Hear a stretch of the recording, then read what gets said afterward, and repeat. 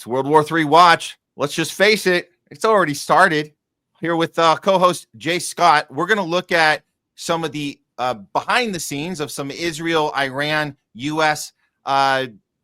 Stuff coming out of this conflict, this 12-day war, which I guess the whole thing Trump packaged from last week. We're moving into 4th of July. We know there's been some false flag operations being discussed in the works. Last week, we broke the number one story of top censored news, which we didn't have too much information on at the time. I'm going to remind people who saw that, or if you guys missed that one, you might have missed this one because there wasn't too many details on it.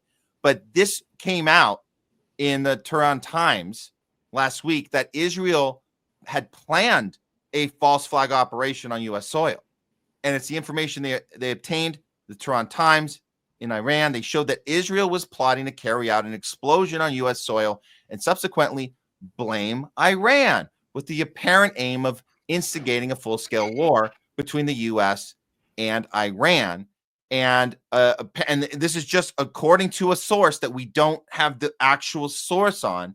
They're saying that the plan involved orchestrating a destructive event, fabricating evidence. And this is how, and guys, just so you, this is how false flags work. This is what you do. This is you create, you it's a production. You create a production, fabricate evidence, you implicate the person you want to implicate, which in this case would be Iran. And then you get, it's called manufacturing consent. Noam Chomsky told us how that works. You manipulate American opinion to prompt military action for revenge, because we all get into revenge mode. You did this to us, we'll do this to you. And so Iran covered this plot through information shared by a friendly nation. They won't say who that is. I still can't find out. I'm not finding who it was that shared the information. But upon learning about the attack, apparently Iranians sent the message to the U.S. officials and prevented the planned explosion from occurring. So with not much to go on, except that they reported it publicly in the Tehran Times, and this was shared by a lot of reputable, credible journalists who shared this out. And again, I say, least case, we just want to get this out there that this is officially being reported in the Tehran Times. So we take it for a grain of salt if we want, but the reason we got to follow up on this, Jay, isn't that we don't have any secret. We don't have any top secret information, and we have like anything like that. However, you sent us this, Jay, and I think this is very important. It seems that the Israelis ambassador to the UN actually says on camera that he wants to blow up the UN building. Let's hear it directly from his mouth. UN headquarters. What did you say? What did you say? Unnecessary building. Really? It should be closed and wiped off the face of the earth. The UN building. Because what did you say? Oh no, it's unnecessary. We should close it, wipe it off the face of the earth. That much? That much. Yep. That much. And I wish people could understand the difference in tones in Israel versus America on a whole range of issues. Like, from Zionists, like that story you did in the last segment, that PR firm, right, was putting out a video bragging about wiping out everybody in Gaza. Zionists in America don't go around talking about wiping out everybody in Gaza over here, right? Yet they're teaching it to children. Like over there, like over here, I've spoken to Zionists who tell me that the Nakba is a figment of my imagination, and it's something that the Palestinians made up, and it's not true. It never happened. Yet we just saw in the last segment that they have chants, like, talking about the Nakba and telling them, oh, we're coming with Nakba too. Like, so over there, they acknowledge it and they're proud of it. But over here, they pretend it doesn't, exist. And even with the Greater Israel Project, they don't talk about it over here. It's a common topic of conversation over there because it shows how far, Israel wants to expand, like throughout the Middle East. And if Americans knew that, it would be a lot harder to sell the defensive narrative. So, I think this is just, another step down that road they've already been going down. I've heard another argument, Jay, that's not as insane to say it doesn't exist. I've heard Zionists talk about how they know it exists. They know the Greater Israel project exists, but their justification is that they say it'll never happen, so we don't have to worry. So there's a lack of moral compass of the fact that to acknowledge it exists is not an issue, just as long as they can make the case that we don't have to worry about it. So that ends the conversation from their end. That ends the conversation from our end. We're saying, wait, why does it exist? What has happened? And the case they make is the reason it won't happen is because they don't have the ability to do it. And even if they did, they don't even need all that land because there's not enough. I've heard this one. There's not enough Jews in the planet to occupy that much land. But they don't use the word occupy because that's not a good. They'll say it a different way. But it's so hard. So you guys are just being paranoid about something that's just a thing. So let me point out something, right? Yeah. If the goal of the establishment has been for hundreds of years to control that piece of land, because it has been since the Knights Templars, we fought over that same area in the Middle East, then as long as they have control over the governments in the area, it may not matter to them, which name you put on it. But at this moment in time, like, Israel is a really useful wrecking ball for them. So me personally, I don't believe the Greater Israel Project is possible. So but I do think a lot of most Zionists who are over there, do think it's possible and may be rooting for it. Hence why, they talk about it in a lot of the meetings. Not all of them, I don't think, support the idea, but there is a large chunk of them that do. So, I would say if you just look at the governments in the area, they are actually getting more and more friendly with Israel. And I'm waiting to see what happens with the Abraham Accords, because, if Israel doesn't get a crazy amount of investment, like, it's going to be very tough for them to rebuild. So it's a unique moment in time right here. And funnily enough, that Simpsons episode, which I come back to again, where they talked about Saudi Israelia, that's what they called it in the episode.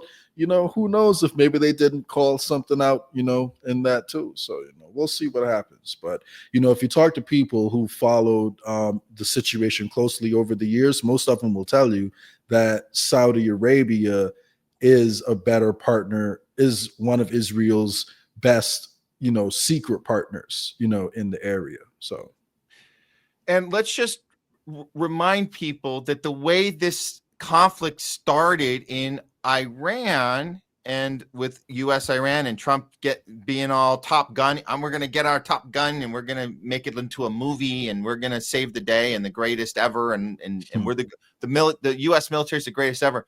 People don't know how we got into that. It's because of an unprovoked attack by Israel to Iran, which was targeting the actual negotiators at the table. And they took out the main guy, Hassan Salami, was taken out like as an actual target. And really quick, it seems that there's evidence that came out. It was originally intended to be a decapitation strike. So they did actually want to take out the whole Iranian government. Like, it was their goal to decapitate, regime change. And they just fell back to this nuclear thing because they weren't able to kill, the supreme leader yet. But that's what I'm hearing reported. So I wanted to piggyback on that because we have factually covered the people they were able to execute and target and kill were the actual foreign negotiators that were supposed to be in the room with Trump on that infamous Sunday that never happened because you had this retroactive.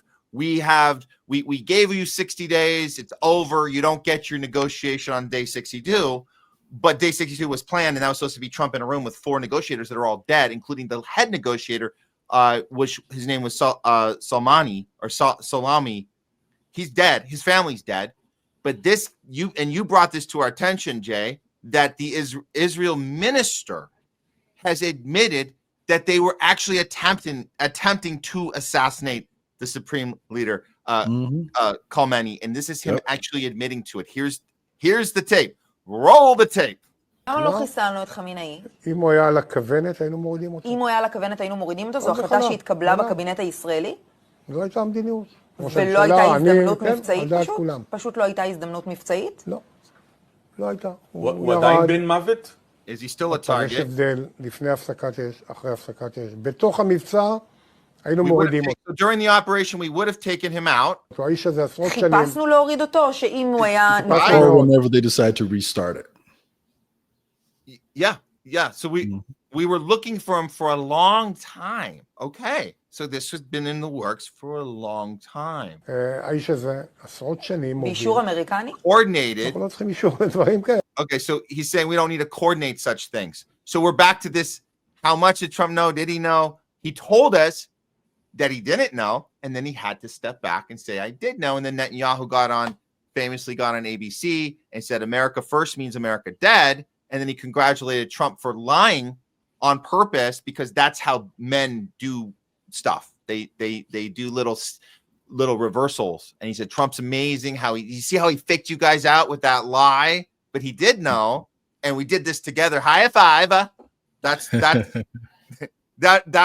so all this happened so fast. I'm just trying to remind people. And now we have him admitting this was an operation the whole time, and they failed at actually taking him out, but they did succeed at the negotiators. And then, like you said, Jay, we moved into nuclear territory of, now we have to destroy these facilities, even though Tulsi Gabbard told us they're not. Because guess what? If they didn't take him out, but they came out and admitted that we were trying to eliminate the government over there, then it would be obvious that they failed. So what Trump doesn't want to do is get embarrassed. So he has to be able to say that he won, which is why he keeps doubling down that the nuclear sites were obliterated, because he really does care about being able to say he won and he made a deal, but he just has to be able to spin it, in his own positive direction without ever acknowledging, when things don't go his way. Yeah. And that's what he's good at. That's why he was hand selected to be the mouthpiece of the operation, because he knows how to spin things. He's really, really good. It's number one game show host, talent that he has. We're number one. We're number one, even if we're you can look at the Nielsen ratings, and The Apprentice is number 7, and he still tells us we're number one. And people, that if you say it, it's true. So America number one, we're America first, even though we're watching you follow in what Israel wants. That's what you're doing. You're not doing what you want. We can see that it's not what you want, but we're still, we're number one. This is what we do. Everything's perfect. Everything's going smoothly. I'm right again. I'm always right. And that's exactly the person they want on camera, on the tweeting, while they're conducting business as usual. It's a perfect setup for them. Yep.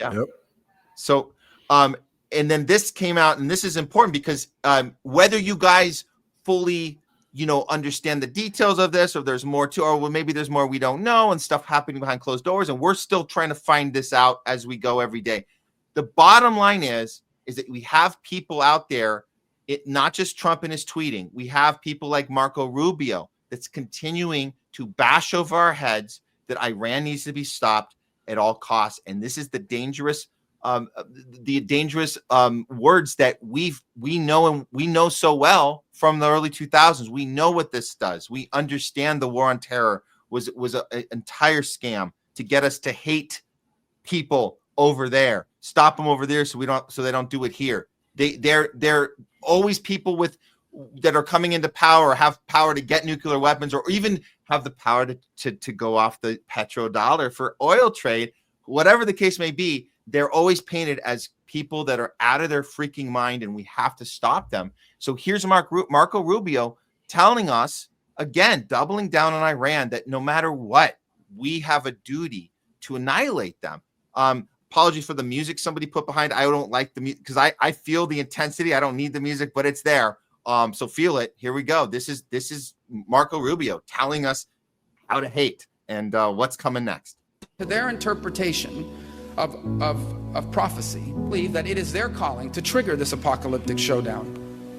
And therefore, when they recruit fighters, what they are recruiting them for is to be a part of this army that is going to trigger this final showdown between the West and Islam, that Islam will win, and then the whole world will be governed under their set of rules, led by the emergence of the 12th Imam, the Mahdi, their messianic figure. Why is this important for us to understand? And why is that important for the next Secretary of State to understand? Because when you understand it, you realize these are not people you can negotiate with. These are individuals with an apocalyptic vision of the future. And they will not stop until they feel they have succeeded in triggering this apocalypse. It, by the way, is similar to the views held by the Ayatollah in Iran. And so when people that have an apocalyptic vision of the future are growing in their capabilities in the case of ISIS, or trying to acquire a nuclear weapon in the case of Iran, you understand why it is that in many cases diplomacy and engagement does not work. And in the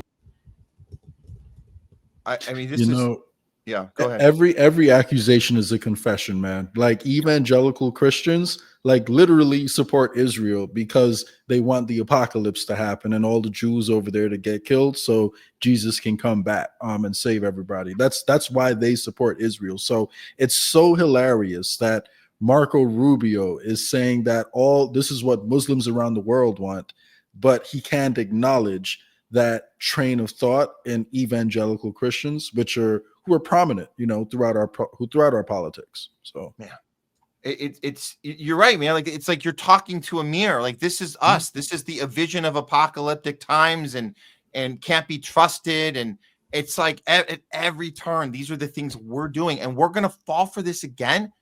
I had to debate this Zionist over the week. I went on the show. I'm just gonna throw this out here because I didn't mention it because it's here local in LA. It's called Unpopular Opinion, and I went on. There's a studio downtown LA here. I went to it. And I didn't know I was going to be debating a Zionist. I just thought he was a MAGA, but I should have known he was a Zionist.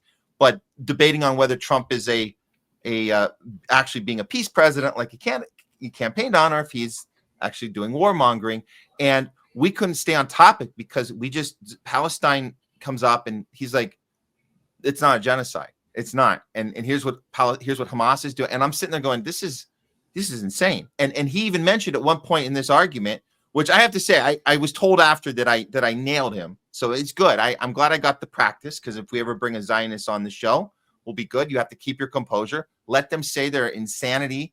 And then when they're going to interrupt you too. He interrupted the shit out of me, but I held my ground. At one point, he mentions Marco Rubio. Marco Rubio is doing an excellent job. And I hadn't seen this clip yet, but I would have said, dude, this is the stuff he's promoting is the same stuff. And he knew that the war. See, this is the thing I don't understand, Jay. They understand that we came through the war on terror. They understand that Bush and Cheney weren't to be trusted. They know that they're like leader in chief, their guy who can do no wrong. They know he stood up on that stage and called out Jeb Bush and called out the Iraq bullshit war. And yet they're doubling down on this staff, on this team, saying we're handling Iran perfectly. And Marco Rubio is doing a perfect job. Just look at that tape we just played. This guy sounds like Dick Cheney times 1,000. Like this is what is happening right now. And it's people falling for this shit. Yeah, I mean, people still support Israel for different reasons. I guess, even the same phenomenon we see with doctors who refuse to admit, what's going on with some potential impacts of some of the medical interventions they proposed over the past few years. Like they don't want to come to terms with maybe they got it wrong because it would impact their career. It could impact their mental health and make them feel guilty. If you've invested this much time into MAGA and now you realize that, or now we can all see that Trump is doing the same thing, just like how some medical interventions over the past few years haven't gone well, you may just block that out. You may just pretend it's not happening, try to explain it away and be like, yeah, when Bush did it, it was bad. But, Trump is smart and he knows what's best and he's playing 5D chess. So we just have to trust him. So, that's pretty much what it looks like to me. Yeah. Well, or there's people who were just directly financially incentivized into it because, people know sometimes their jobs may depend on it, or maybe there's an ideological reason. We just spoke about evangelical Christians who were a large part of the country. There are Zionists out there too. So it could be a multitude of reasons, but I can tell you one reason that isn't behind it is factual evidence. Factual evidence is not one of their reasons for supporting Israel. So it's something else. So yeah. But at least we're learning, because I didn't know how the Zionist mind works before. I didn't understand it.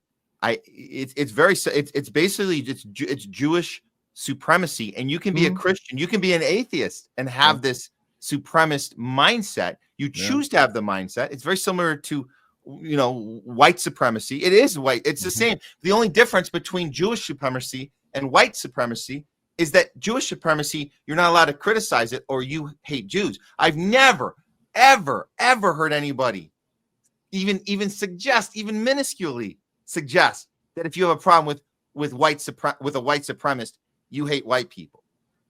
And if you did, you'd be like, that's insane. I don't. If someone says I'm going to spend my whole life fighting white supremacy, I don't feel offended in the least. I don't get afraid. Well, okay, I don't need a league. I don't need a league to tell me, a white defamation league to tell me we got your back in case anyone's coming after you. No, I don't need that. It would be insane if that existed. I'd be like, what the hell is this?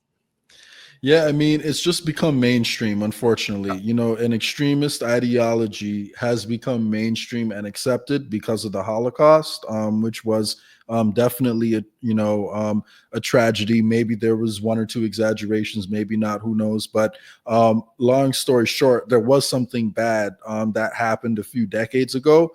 And because of that, the entire religion, because of the media's focus on it, I should say, the entire religion has now become tied, to Zionism. So, that's one of the worst things, because if the religion gets tied to the political ideology, and because they dub themselves a race too, a race of people also sometimes get tied, like to that same ideology. So it would be like, suggesting that anyone who's white has to be a white supremacist because of the fact that they're white. That's what I hear when I hear people say, criticizing Israel is offensive to all Jews. So, it's sad. And, we have to apply the same standard to everyone. That doesn't mean we don't have to be empathetic. Of course, we realize that, some Jews may be traumatized, by what, well, a lot of Jews are traumatized by what happened in the Holocaust,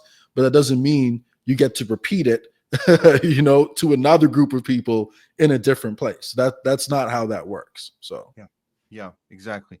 And then to end up the World War III section, you shared this with me. This is update on Syria, and I think this is important because this gets us a bigger perspective beyond just Zionism is a massive issue. It goes beyond that. So this is from Speak with Didi. Israel and Syria prepare for normalization of relations. The expected agreement between Syria and Israel includes formally annexing the Golan to Israeli sovereignty. Under this agreement, Israel will defend and stabilize the Syrian regime. And then I want to remind people, this is the guy in charge that we put in, the ISIS guy that was, number one terrorist, $10 million reward, is now the president. Well, over Matt, there. How we know he changed his entire mindset and is a new leaf now? Because his beard used to be wider, but now they've taped it in and they took the turban off, right? And so he's more clean cut now. So now he's not a terrorist, he's a freedom fighter. So, all the freedom fighters out there, make sure, take notes. Yeah. I wonder if that reward, if anyone did Trump get that reward? Because he got that nice handshake. He had that handshake. It was a beautiful picture. That's what the Middle East trip was about, man. So he got the $10 million. Yeah. Had to collect the money. He got it in gifts and prizes, and yeah. Well, so there you go. I guess they paid out. They paid it out. It was a good plan. Yeah. And really quick, I just want people to think about one thing, right? Iran has three choices right now. They can pursue a nuclear weapon and take the North Korea route, which would mean that, they will feel like they'll be untouchable because there'll be a nuclear power. They could continue to negotiate, with America and Israel, or they could sign a defense treaty with Russia and China. And, one thing I will say, I am in agreement with in Russia and China on this issue is they don't want Iran to have a nuclear weapon. And while I don't blame Iran for wanting a nuclear weapon, I think the more nuclear weapons we have in general in the world is a bad thing. And Russia and China are offering them a complete defense treaty where they would kind of come to Iran's aid if they commit to not having a nuclear weapon. So, they have a choice and they're going to have to decide one of those three roads. But, it is, in my opinion, if I had to guess, I would say that they're unfortunately not going to, well, fortunately, I think they will probably sign that defense treaty with Russia and China. And that's how Palantir is going to get its three-front war that the CEO has been, talking about. Because, the CEO of Palantir says that America is going to be in a three-front war against Iran, China, and Russia, within the next few years. And they're the profiteers who stand to make the most money off that. So, I would tell everyone to keep a lookout because unfortunately, if Iran does take another route and even tries to get the nuke, we could see dangerous escalation of this issue. So pay attention to it. Don't become desensitized to all the different wars we've seen over the years. This situation in Iran is something we really have to pay attention to. Yeah. Well, I just had an idea about how we could maybe stop World War III and improve our economy and our infrastructure here at home at the same time, Jay. I just got this idea. It's from a meme, so it might not work, but it's a good idea. I think we could maybe look into it, see if this is possible. But this would be our United States after exiling all the Republicans to Israel and all the Democrats to Ukraine. And we might be able to do something with what we have left here and then stop all this warmongering and World War III nonsense, because that would solve it all. And it's like killing two birds with one stone. What do you think? Good plan? Yeah, well, what's his name? Lindsey Graham. He really wanted to fight to the last Ukrainian. So he might be a little jealous because, he doesn't get to, go stick it to Putin. But yeah, I like that idea. I think that's a good idea. Yeah, and that'll really make America first. This could be maybe this could be the We the People platform. Could be let's get them all. I'm just saying, like, if you really want to put America first, we the people, let's get to work, man. I think that'd be great. But probably just everyone. How about everyone who advocates for those wars? There should be a new law in Congress that everyone who advocates for the war either has to fight or have a family member go fight in that war, a direct family member. If they're not doing that, they can't support the war. I like it. I like it. All right, that's World War III Watch. Let's face it, it's already started.